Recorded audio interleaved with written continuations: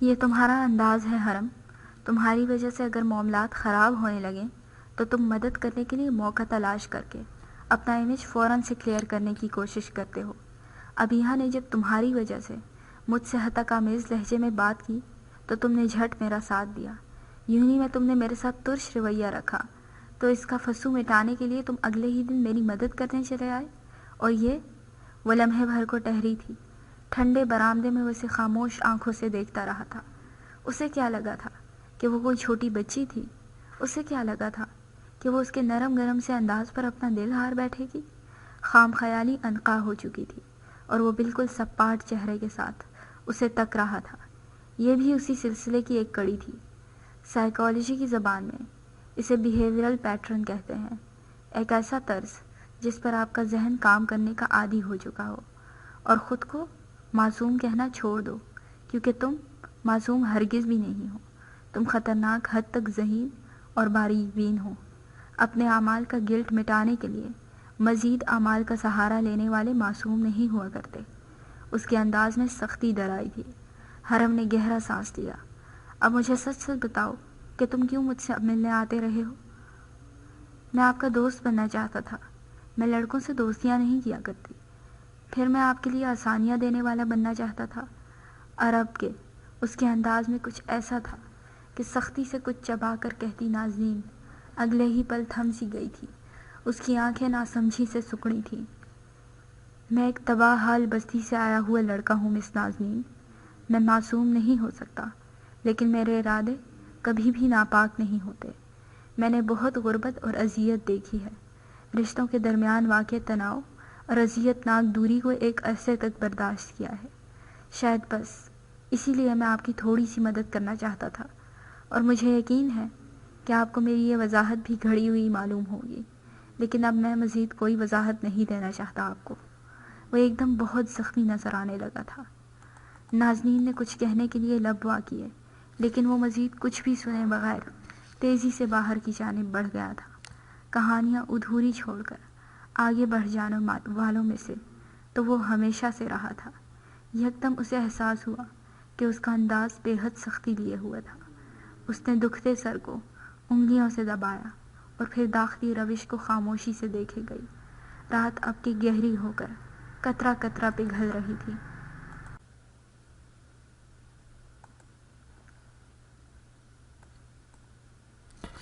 وہ گھر سے باہر نکل آیا تھا، پھر پیدل چلتا گلی سے باہر آ نکلا. اس کے کان میں لگے کمیونیکیٹر میں سارنگ کی آواز پہلی بار گونجی تھی. تم ٹھیک ہو حرم؟ اس کی آواز میں فکر تھی. اس نے سر جھٹکا تھا. مجھے کچھ نہیں ہوتا بدر، بغیر کسی تاثر کے ہلکی سی آواز میں کہا تو دوسری جانب سارنگ نے گہرا سانس لیا. وہ جیبوں میں ہاتھ ڈالے آہستگی سے آگے بڑھ رہا تھا. وہ اتنی ذہین اور سخت کیوں ہے؟ کیونکہ وہ نازنین ہے. اس کے جواب پر سارنگ نے ایک بار پھر سے گہرا سانس لیا تھا. تم ہرٹ تو نہیں ہوئے نا؟ میرے پاس ہرٹ ہونے کا ٹائم نہیں ہے. فارغ لوگوں کے کام ہے یہ. اب کیا کرو گے؟ وہ تو ایک بار پھر تمہیں باہر دھکیل چکی ہیں. وہ اپنی کار کے پاس چلا آیا تھا. چند پل خاموشی سے کھڑا آس پاس کی تاریک گلیوں کو خاموشی سے دیکھے گیا. اب میں کچھ نہیں کروں گا. اب جو کریں گی وہ کریں گی. کیا مطلب؟ مطلب یہ کہ اب میں ان کے پیچھے نہیں جاؤں گا. اب وہ میرے پیچھے آئیں گی. کیسے؟ وہ ایک ذہین لڑکی ضرور ہو سکتی ہیں، لیکن وہ بے حس نہیں ہو سکتی بدر. میں ان کا محسن رہا ہوں. وہ اپنے ساتھ احسان کرنے والوں کو نہیں بھولا کرتی. کرو گے کیا؟ وہ کار کا اگلا دروازہ کھول کر اندر بیٹھ چکا تھا. پھر اگنیشن میں چابی گھما کر ٹھنڈے پڑے انجن کو زندگی کی رمق سے آشنائی بخشی. کچھ طے کیا ہے میں نے، لیکن ابھی اس لائحہ عمل کو منظر عام پر لانا قبل از وقت ہوگا، اس لیے درست وقت کا انتظار کرتے ہیں. سارنگ کو اس پر بھروسہ تھا، اسی لیے خاموشی سے ہنکارا بھر گیا. پھر کچھ یاد آنے پر یکدم بولا، زاویار کو نازنین کے ساتھ ہوئے حادثے کا پتہ چل گیا ہے حرم، اور وہ غیر متوقع طور پر بہت غصے میں آ گیا تھا. چل کیا رہا ہے تم دونوں کے درمیان آخر؟ یہ محض پچھلی چپکلش تو نہیں ہے تم دونوں کے درمیان؟ اس کا اسٹیئرنگ وہیل کو تھامے ہاتھ لمحے بھر کو ٹہر گیا تھا۔ زاویار کو کہاں سے علم ہوا تھا؟ اگر اسے علم ہو سکتا تھا تو پھر کسی کو بھی ہو سکتا تھا۔ کیا بتایا تم نے اسے؟ وہ میرے بات کو گھمانے سے قبل ہی بات کی نزاکت سے واقف تھا۔ ایک تو میں تم ذہین لوگوں کے درمیان بری طرح پس رہا ہوں۔ جو بات پردے میں رکھنا چاہو وہ اتنے آرام سے تم لوگ ڈیکرپٹ کیسے کر لیتے ہو؟ اگر کر بھی لیتے ہو تو اس کا اعلان کرنا اتنا ضروری کیوں ہوتا ہے؟ ایک تم مصیبت گلے کا ہار ہو، دوسرا وہ زاوی، اور اب نازنین کو کیسے بھلایا جا سکتا ہے؟ اور حرم آخر میں بے ساختہ ہنس دیا تھا۔ اس نے موڑ کاٹتے ہوئے سارنگ کی بات کو رد کرنا ہرگز بھی ضروری نہیں سمجھا تھا۔ وہ جل کر رابطہ ہی منقطع کر گیا تھا۔ اس نے بھی ہاتھ بڑھا کر کان میں لگا مونگ کے دانے جتنا آلہ نکال کر احتیاط سے ڈیش بورڈ پر ڈال دیا تھا۔ مسکراہٹ اگلے ہی پل عنقا ہو گئی تھی۔ اس کی آنکھیں بالکل بے تاثر تھیں۔ اسے پتہ تھا کہ کون اس کا انتظار کر رہا ہے۔ احمد رمیز کے سامنے کرسی پر براجمان مظہر راحت کے حالات کی تفصیلات کو بریف کر رہا تھا۔ رمیز انہماک سے سنتا، گاہے بگاہے گردن بھی ہلا رہا تھا، لیکن اس کا انداز اپنے ازلی پرسکون انداز سے خاصا مختلف اور بے چین سا معلوم ہوتا تھا۔ احمد جو اگلا پرچہ پلٹ رہا تھا لمحے بھر کو تھما، چہرہ اونچا کر کے بغور رمیز کی جانب دیکھا۔ آپ کچھ پریشان لگ رہے ہیں رمیز سر، کیا اس یو ایس بی والی بات پر؟ اس نے پوچھنا اپنا فرض سمجھا تھا۔ رمیز چند لمحات اسے دونوں ہاتھ باہم ملائے دیکھتا رہا، پھر آہستگی سے آگے ہو بیٹھا۔ میں پریشان ہوں احمد، لیکن اس معمولی یو ایس بی کے غائب ہونے پر نہیں۔ کسی نے 18 سالہ قبل کے گڑھے مردے اکھاڑ دیے ہیں۔ احمد کے ابرو بے ساختہ ہی سکڑے تھے۔ ہاتھ میں تھامی فائل کے پرچے اس کے ہاتھ میں پھڑپھڑائے تھے۔ گڑھے مردے؟ ناسمجھی سے دہرایا تو رمیز نے گہرا سانس لیا۔ ہاں، گڑھے مردے۔ نازنین کے ساتھ ہوئے پچھلے واقعے کی تفصیل سے تم بخوبی واقف ہو۔ اس واقعے کے وقوع پذیر ہونے میں محض 3 لوگ انوالو تھے، تم، میں اور شجاع۔ لیکن بدقسمتی سے میری بیوی شجاع کے بارے میں جانتی تھی، اور کسی وجہ کے تحت اس نے شجاع کو دوبارہ بھیجا نازنین کے پیچھے۔ تو احمد نے ایک ابرو اچکایا تھا۔ تو یہ کہ کسی نے نازنین کو بچا لیا اور شجاع کو بری طرح زخمی کر کے اسپتال کی زینت بنا دیا۔ اس کا حلق کچھ اس انداز سے زخمی کیا گیا ہے کہ وہ اب کچھ بھی بولنے کے قابل نہیں رہے گا ساری زندگی۔ احمد کے ہاتھ میں تھامی فائل لمحے بھر کو لرزی تھی۔ چہرہ تو اندرونی ہر تفصیل سے عاری رہا، لیکن وہ اس لرزش کو روک نہیں پایا۔ کیا وہ بوڑھا ہو رہا تھا؟ کون ہو سکتا ہے؟ کیا یہ وہی یو ایس بی والا ہے، یا پھر کوئی تیسرا بندہ؟ رمیز کے ماتھے پر ابھرے بل اس کے اندر پھیلی بے چینی کا غماز تھے۔ احمد چند پل کچھ بول ہی نہ پایا تھا۔ مجھے واقعے کی تمام تفصیلات سے آگاہ کیا جائے۔ کرائم سین پر جا کر بہت کچھ مل سکتا ہے۔ کچھ نہیں ملے گا تمہیں۔ رمیز نے اس کی بات پر نفی میں سر ہلایا تو وہ چونکا۔ محتاط سی سرد نگاہوں سے رمیز کو دیکھا۔ کیوں؟ وہاں پر میں پہلے ہی 2-3 لوگوں کو بھیج کر معاملات کی تفصیل نپٹا چکا ہوں۔ یونیورسٹی میں پیش آیا تھا وہ واقعہ۔ ایسی پبلک پلیس کو بغیر صفائی کے نہیں چھوڑا جا سکتا تھا، لیکن عجیب بات یہ تھی کہ کوئی پہلے ہی اس جگہ سے ہر نشان مٹا چکا تھا۔ احمد آنکھیں سکیڑے کچھ سوچتا رہا، پھر گہرا سانس لیتا سیدھا ہو بیٹھا۔ شجاع کہاں ہے اس وقت؟ ہاسپٹل میں۔ بات کرنے کی کوشش کی گئی ہے اس سے، لیکن کوئی فائدہ نہیں ہوا۔ ہم ان واقعات کو نظر انداز نہیں کر سکتے سر۔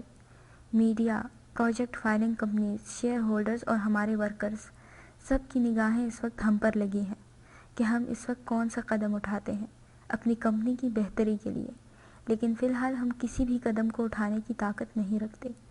مظہر سر کی موت کی وجہ سے ہمیں جتنا نقصان پہنچا ہے وہ کسی بھی بھرپائی سے زیادہ ہے۔ چند پل کے لیے آفس میں سناٹا چھا گیا تھا۔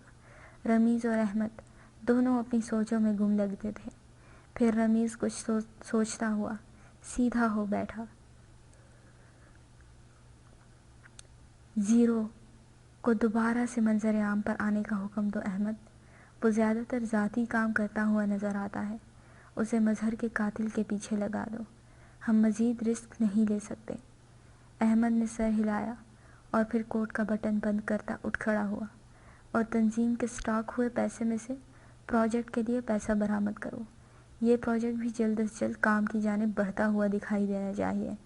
ہمیں کسی طرح توجہ مظہر کی موت سے ہٹا کر اس پروجیکٹ کے افتتاح کی جانب مبذول کروانی ہے۔ جا سکتے ہو تم اب۔ احمد نے ایک بار پھر سے اسبات میں سر ہلایا تھا اور پھر باہر کی جانب بڑھ آیا۔ خالی مٹھی سختی سے بند ہو چکی تھی اور ازلی سے سرد چہرے پر فکر سی بکھری محسوس ہونے لگی تھی۔ اس نے گہرا سانس لیا اور خاموشی سے آگے بڑھ آیا۔ بہت سے معاملات کو اس نے نئے سرے سے دیکھنا تھا۔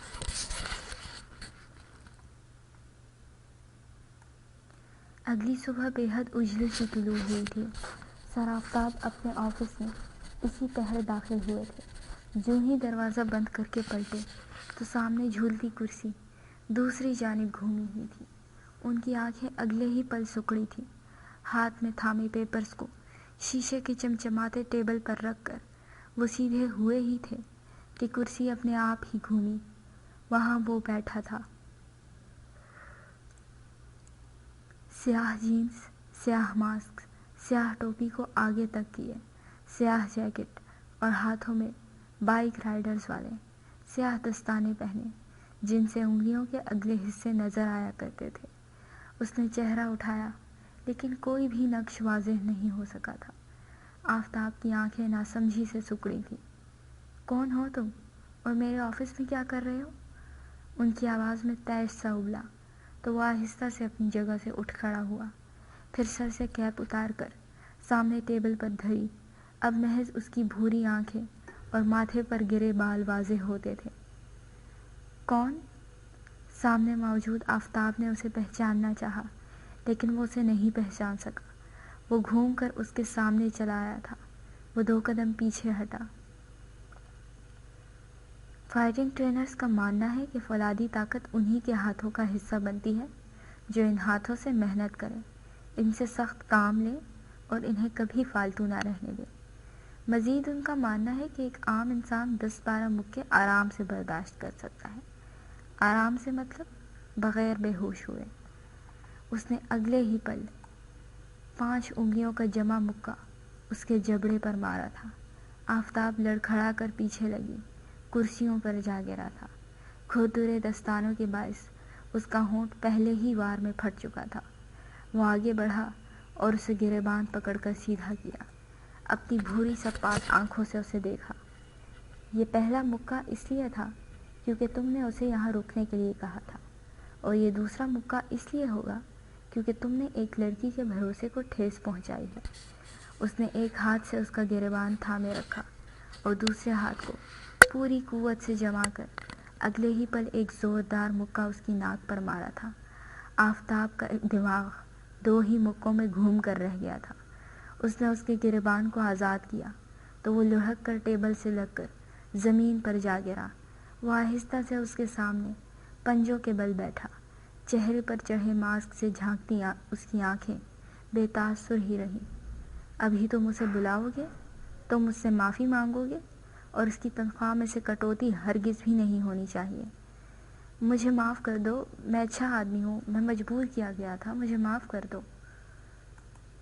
وہ آنسوؤں سے روتا ہوا اس کے آگے ہاتھ جوڑ رہا تھا۔ حرم جانتا تھا کہ قصور اس کا نہیں تھا، لیکن پانی میں پتھر جو بھی پھینک تھا، اس پتھر کو ڈوبنا تو تھا ہی۔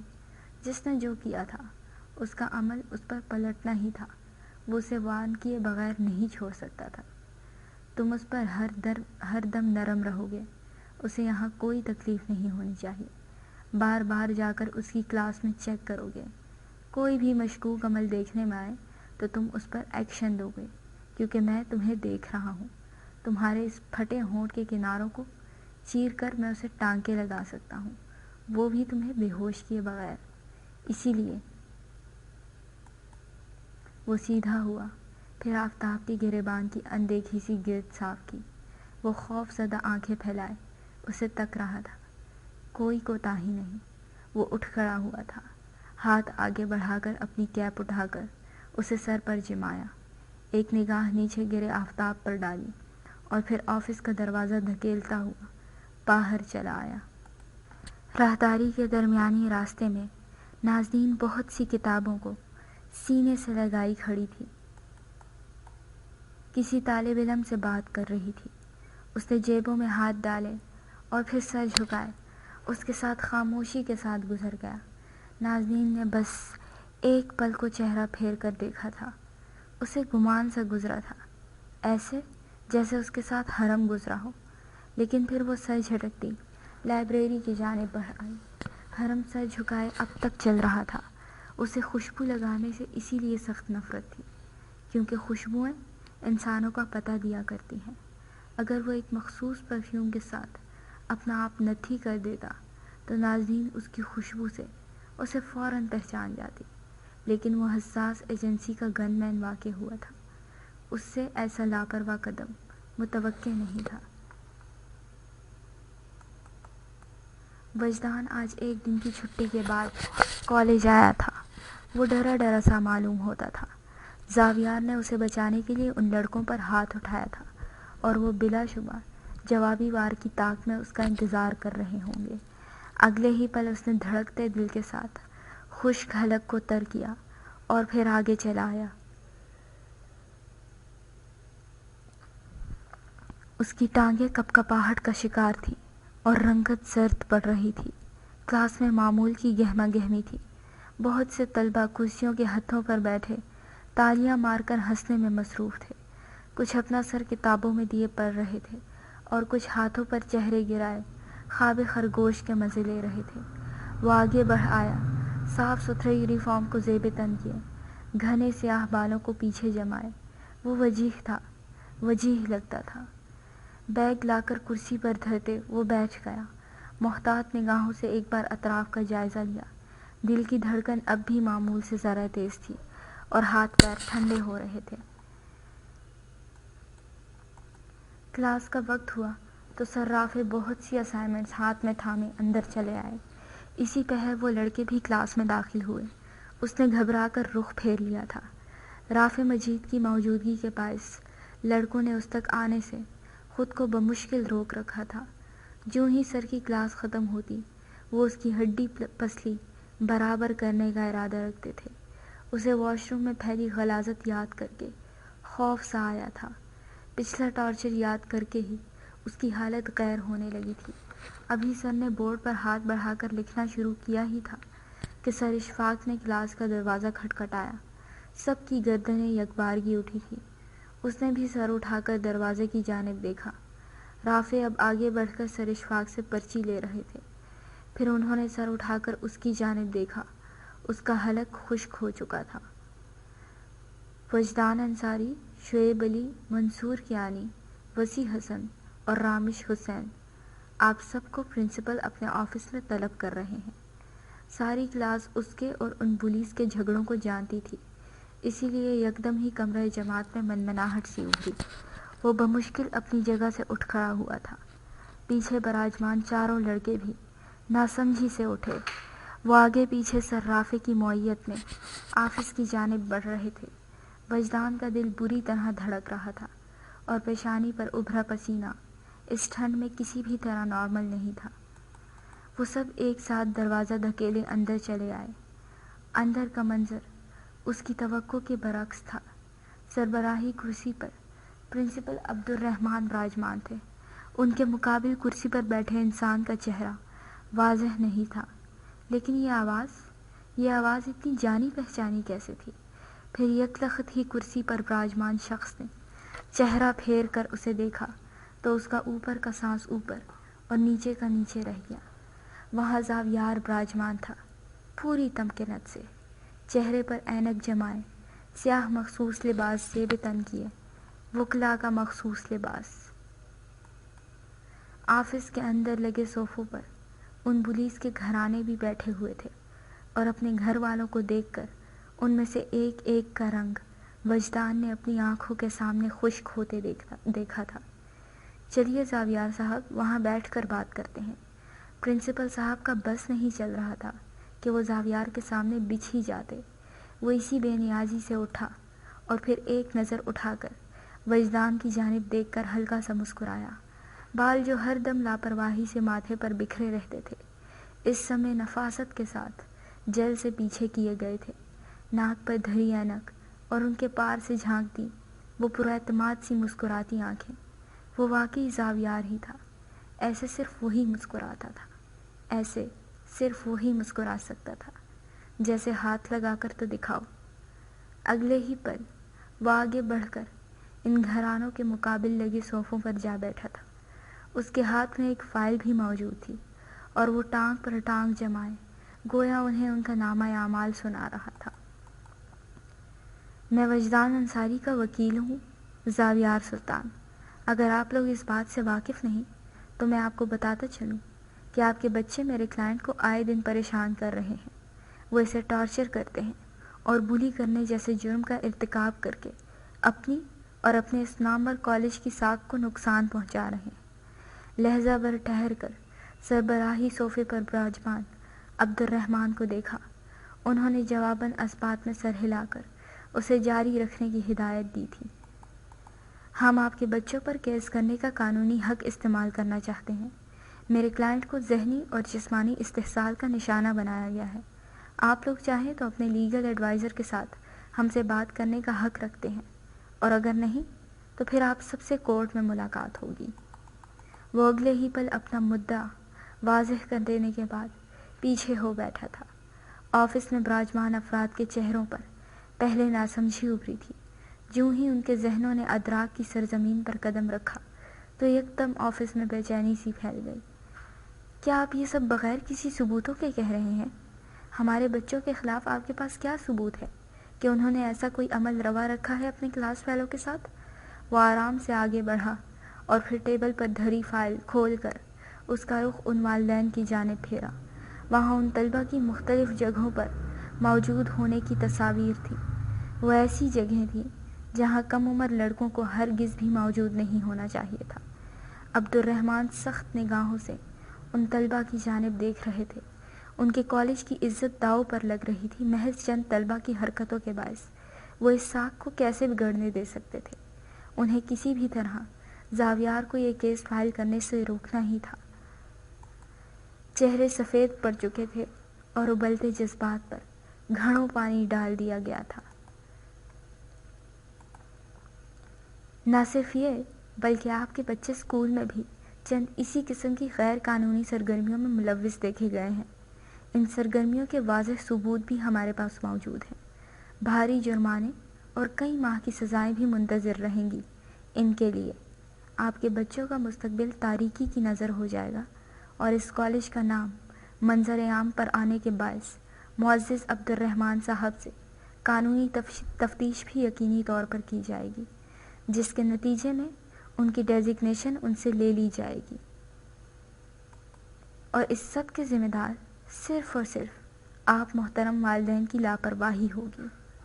اور اسے پتہ تھا کہ اس نے آفس میں موجود ہر ذی روح کا سانس خشک کر دیا ہے۔ ان سب کی دکھتی رگیں دبائی تھیں اس نے۔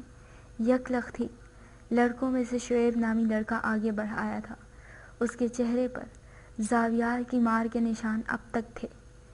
یہ جھوٹ بول رہا ہے، یہ وہی ہے جس نے مجھے اس رات مارا تھا، یہ وجدان کا وکیل نہیں ہو سکتا، یہ جھوٹ بول رہا ہے۔ وہ بدتمیزی سے چیخا تو زاویار کے جبڑوں میں سختی سی اتری۔ مسکراتی آنکھیں اگلے ہی پل کرخت ہو گئی تھیں۔ کوئی ثبوت ہے آپ کے پاس؟ اور یاد رکھیے کہ وکیل کے بغیر بات کرنا آپ کے خلاف کورٹ میں واضح طور پر استعمال کیا جا سکتا ہے۔ کیا آپ ایسا چاہتے ہیں؟ اس کا باپ یکدم اٹھا اور اسے کھینچ کر چانٹا دے مارا۔ پھر وہ ان سب کی جانب گھوما اور معذرت کرنے لگا۔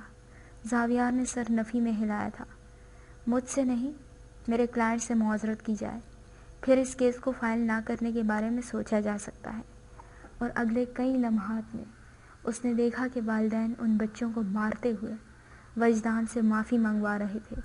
وہ اس قدر منجمد ہو چکا تھا کہ اس پر کسی تاثر دینے تک کا ہوش نہ رہا تھا۔ اس کی آنکھیں بھیگنے لگی تھیں۔ وہ اس کے سامنے جھک کر معافی مانگ رہے تھے۔ اس کے حلق میں گرہیں سی بندھنے لگیں۔ اسے لگا تھا کبھی کوئی بھی اسے بچانے نہیں آئے گا، لیکن وہ غلط تھا۔ خدا دعاؤں کا جواب دیا کرتا تھا۔ اس نے مانسٹر بن جانے سے پناہ طلب کی تھی۔ اس کی طلب ہی اس کی نجات تھی۔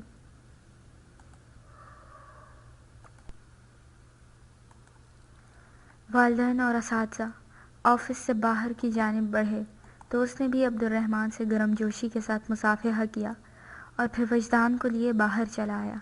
راہداری میں چلتے ہوئے وجدان بالکل خاموش تھا اور وہ اپنے موبائل میں مصروف۔ آپ کو یہ سب کرنے کی ضرورت نہیں تھی۔ اس کے حلق میں آنسوؤں کا گولا سا بن گیا۔ زاویار نے سرسری سی نگاہ اس پر ڈالی اور پھر موبائل جیب میں اڑس کر پوری طرح سے اس کی جانب متوجہ ہوا۔ مجھے یہ کرنے کی ضرورت تھی۔ آپ کیا وکیل ہیں؟ اس نے آنکھوں میں آئی نمی ہتھیلیوں سے رگڑ کر پوچھا تو وہ مسکرایا۔ نہیں یار، انگریزی ادب کا طالب علم ہوں میں۔ وکالت سے تو دور دور تک کوئی واسطہ نہیں، اور یہ سوٹ بھی میں نے اپنے دوست کا چرا کر پہنا ہے۔ سارنگ بیچارے کو پتہ ہی نہیں تھا کہ اس کا انتہائی قیمتی سوٹ محترم زاویار صاحب پہن کر یوں ہی سڑکوں پر پھر رہے ہیں۔ وجدان کے ابرو حیرت سے اوپر کو اٹھے تھے۔ پھر آپ کو ان سب باتوں کے بارے میں کیسے پتہ تھا؟ کون سی باتیں؟ اچھا، وہ وکالت کی باتیں، وہ تو عام باتیں تھیں، کوئی بھی کر سکتا ہے۔ مجھے تو بس بلیز اور بلیک میلرز سے نپٹنے کی زبان آتی ہے بچے۔ آپ کو اس زبان کے استعمال سے ڈر نہیں لگتا؟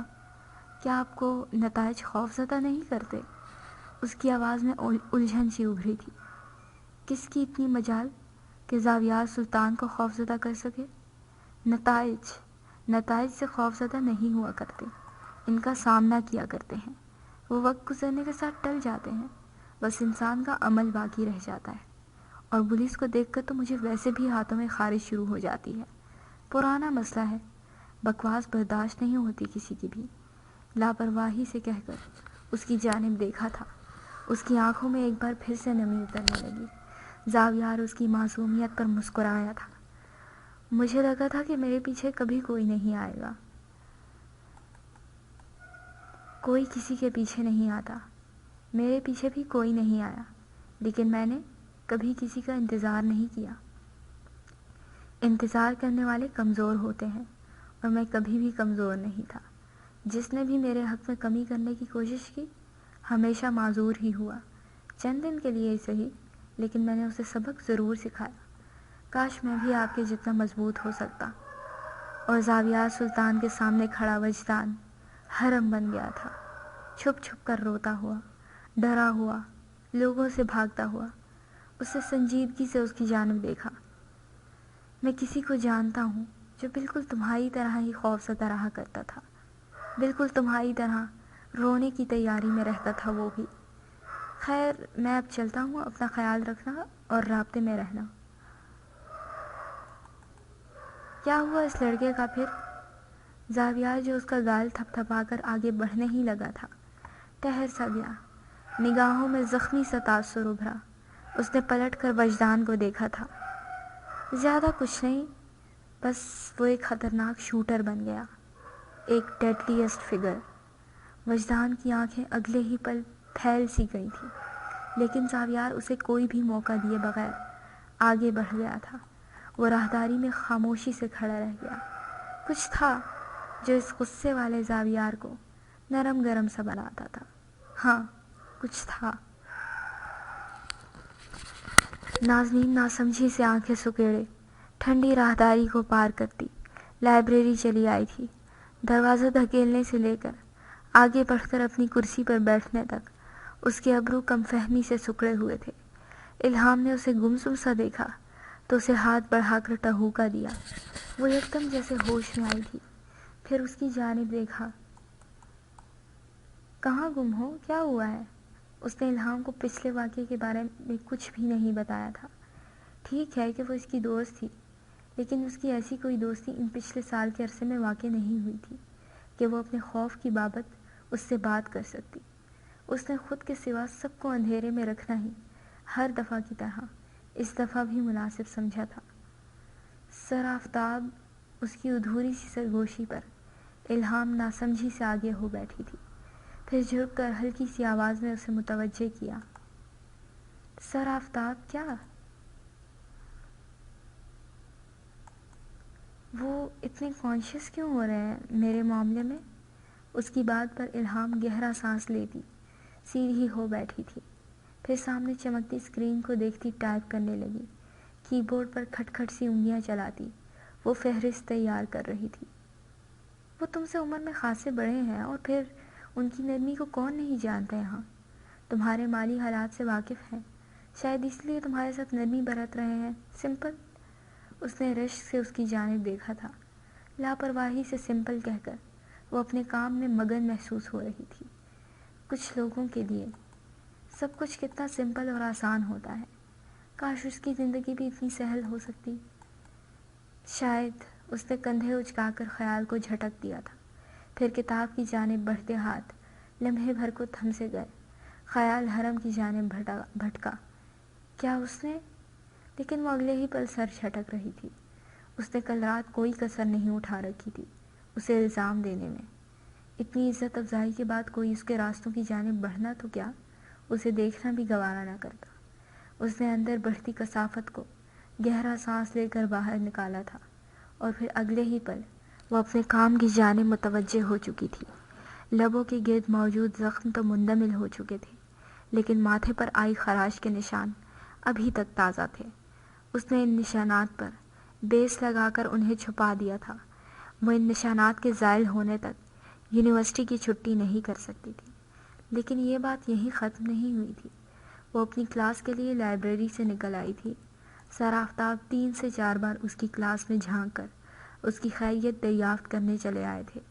ایک دفعہ تو اس نے باہر نکل کر انہیں منع بھی کیا، کیونکہ ایسے وہ طلباء کے سامنے شرمندہ ہوئی جا رہی تھی۔ ویسے بھی اس کے دل میں سر آفتاب کے خلاف کچھ نہیں تھا۔ وہ جانتی تھی کہ شائستہ کتنی خوفناک عورت تھی۔ وہ اپنے کام نکلوانے کے لیے کسی بھی حد پار کرنے دینے والی مکروہ عورت واقع ہوئی تھی۔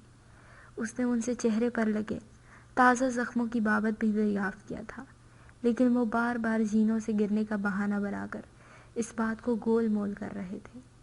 شاید وہ واقعی زینوں سے گر گئے ہوں۔ کلاس میں اپنے اختتام کی جانب پہنچ چکی تھی اور طلباء اٹھ اٹھ کر جانے لگے تھے۔ اس نے بھی بیگ سمیٹ کر کندھے پر ٹانگا ہی تھا کہ دروازے میں اسے زاویار کھڑا نظر آ گیا۔ وہ اسے دیکھ کر ہلکا سا مسکرایا تھا، پھر قدم اٹھا کر اس تک چلا آیا۔ آپ نے کہا تھا کہ میرے ہوئے نقصان کے نوٹس مجھے فراہم کریں گی۔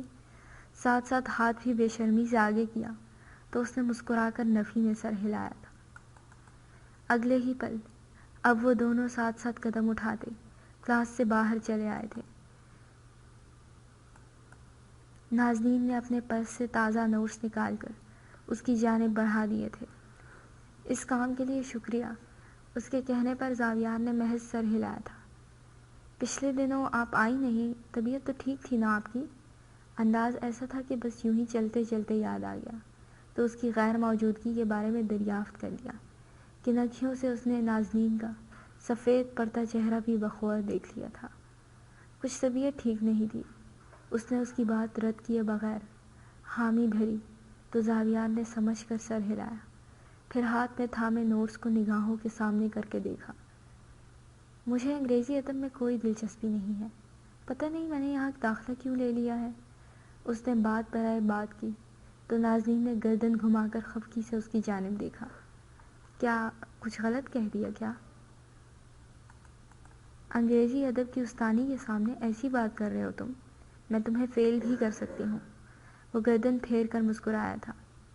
ایسی زیادتی کی توقع نہیں رکھتا میں انگریزی ادب کی استانی سے۔ میری بے رحمی سے واقف نہیں ہو ابھی تم۔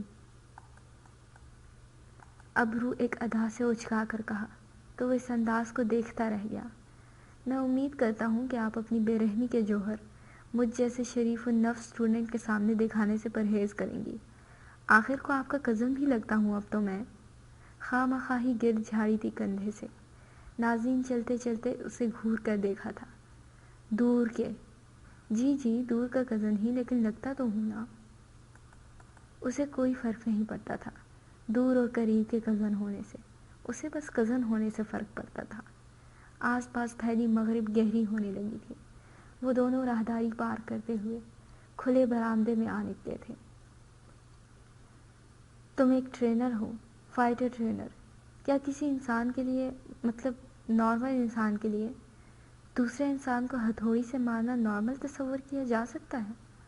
اس نے سرسری سا پوچھا تو وہ چونکا، لیکن پھر لاپرواہی سے کندھے اچکائے۔ نارمل ہے اگر وہ انسان غصے میں ہے تو، اور کیا یہ نارمل ہے کہ ایک کم عمر لڑکا اپنے سے بڑی عمر کے خاصے تگڑے بندے کو اٹھا کر پھینک دے؟ اب کہ وہ ٹہر گیا، وہ بھی اس کے ساتھ ہی رک گئی تھی۔ کتھئی آنکھیں جانتی تھیں کہ وہ کس کی بات کر رہی تھی، بس سیاہ آنکھوں کو ہی گمان نہ تھا کسی پہر کا۔ اگر وہ انسان فٹ ہے اور اسٹرینتھ میں اس سے زیادہ ہے تو ہاں، وہ اسے اٹھا کر پھینک سکتا ہے، لیکن اس کا مطلب ہے کہ اس کے بازوؤں میں عام انسانوں سے زیادہ طاقت ہے۔ وہ محنتی بازو ہیں، یعنی وہ کثرت کے عادی ہیں۔ عام انسانوں کے لیے ایسا کرنا مشکل ہوگا۔ مارنا الگ بات ہے، اٹھا کر پھینکنا الگ طرح کی اسٹرینتھ کا کام ہے۔ وہ خالی خالی آنکھوں سے اس کی وضاحت پر اسے دیکھتی رہی تھی۔ یعنی وہ خود کو فٹ رکھتا ہے؟ جی، اور یہ فٹنس نارمل فٹنس سے مختلف ہوتی ہے۔ اسے ملٹری فٹنس بھی تصور کیا جاتا ہے۔ ملٹری؟ اس نے زیر لب دہرایا تھا۔ جہاں تک وہ جانتی تھی حرم کبھی ملٹری سے وابستہ نہیں رہا تھا۔ وہ تو لندن رہ کر آیا تھا 4 سال تک۔ کیا کوئی بات پریشان کر رہی ہے آپ کو میڈم؟ اس نے پوچھا تو وہ یکدم چونکی، پھر نفی میں سر ہلا کر الجھتی ہوئی آگے بڑھ آئی۔ وہ اگلے ہی پل اس کے پیچھے ہو لیا تھا۔ کیا زخموں کو دیکھ کر ٹارچر کا اندازہ کیا جا سکتا ہے زاویار؟ اس نے ایک بار پھر پوچھا تو اس نے بلا تردد سر ہلایا۔ زخم ایک طرح سے ثبوت کا کام دیتے ہیں۔ مکہ، تھپڑ اور لات، ان تینوں کے زخموں میں فرق ہوتا ہے۔ مکے کے بعد اکثر چہرے کا مخصوص حصہ سوج کر ابھر جاتا ہے اور اس کے زخم کا تازہ نشان گہرا سرخ، جبکہ کچھ دیر بعد کا نشان جامنی ہو جاتا ہے۔ تھپڑ سے محض چہرے کی حساسیت پر فرق پڑتا ہے، یعنی صرف چہرہ سرخ ہوتا ہے، پھر کچھ دیر بعد اس کا اثر زائل ہو جاتا ہے اور ثبوت غائب۔ لات کے مختلف طریقے ہوتے ہیں اور اس سے بڑے بڑے نقصان ہونے کا خدشہ ہوتا ہے۔ ہڈیاں تک توڑی جا سکتی ہیں لات کے ذریعے۔ اس کی تفصیل پر ناظرین نے متاثر ہو کر سر ہلایا تھا۔ تو مارنے والوں کو اندازہ ہوتا ہے کہ وہ کس کو کیسا زخم دے رہے ہیں؟ بالکل، کچھ مخصوص حصوں پر مکہ مارنے کی وجہ سے انسان بے ہوش ہو جاتے ہیں۔ فائٹرز کو علم ہوتا ہے کہ انہیں کس کو بے ہوش کرنا ہے، کس کو اذیت ناک تکلیف سے دوچار کرنا ہے، کس کو معذور اور کس کو اٹھنے بیٹھنے کی طویل تکلیف دینی ہے۔ اس کی آخری بات سن کر ناظرین نے جھرجھری دی تھی۔ وہ بنا جھجکے بہت آرام سے اسے تفصیلی آگاہی دے رہا تھا، یوں جیسے یہ سب اس کے روز کا کام ہو۔ تم جیسے لوگوں سے تو ڈرنا چاہیے، اس نے آگے بڑھتے ہوئے کہا تو وہ ہلکا سا مسکرایا۔ ایک بات ہمیشہ یاد رکھیے گا میڈم، فائٹرز دل میں کچھ نہیں رکھتے۔ وہ اکثر اپنا ہاتھ ظلم کو روکنے کے لیے اٹھاتے ہیں اور اپنی جان پر کھیل کر جانیں بچانے کا عزم رکھتے ہیں۔ فائٹرز ہاتھوں کے ساتھ بھلے اچھے نہ ہوں، لیکن وہ دل کے بہت اچھے ہوتے ہیں۔ ان کی دوستی گلزار اور دشمنی عذاب ہوتی ہے۔ تمہارے دشمنوں کو تو خیر منانی چاہیے پھر اپنی، اس نے مسکرا کر کہا تو وہ نہ چاہتے ہوئے بھی ہنس دیا، پھر اس کے ساتھ ہی چلتا اپنی کار کی جانب بڑھ آیا۔ یہ طالوت کی کار تھی جو فی الوقت اس کے زیر استعمال تھی۔ کیا آپ گھر اکیلی جائیں گی؟ ہاں، میں چلی جاؤں گی۔ وہ سر اس بات میں ہلاتا کار کے اندر بیٹھ گیا تھا۔ ان کے درمیان بھلے ہی تکلف کی دیوار پگھل کر گر چکی تھی، لیکن پھر بھی وہ اسے منہ اٹھا کر اپنے ساتھ گاڑی میں بیٹھنے کا نہیں کہہ سکتا تھا۔ وہ اب بھی اس سے خاصے فاصلے پر ہی تھی، ویسے ہی جیسے ہر ایک کے ساتھ رہا کرتی تھی۔ اس نے گاڑی آگے بڑھائی تو نازنین بھی یونیورسٹی کا دروازہ پار کرتی باہر چلی آئی۔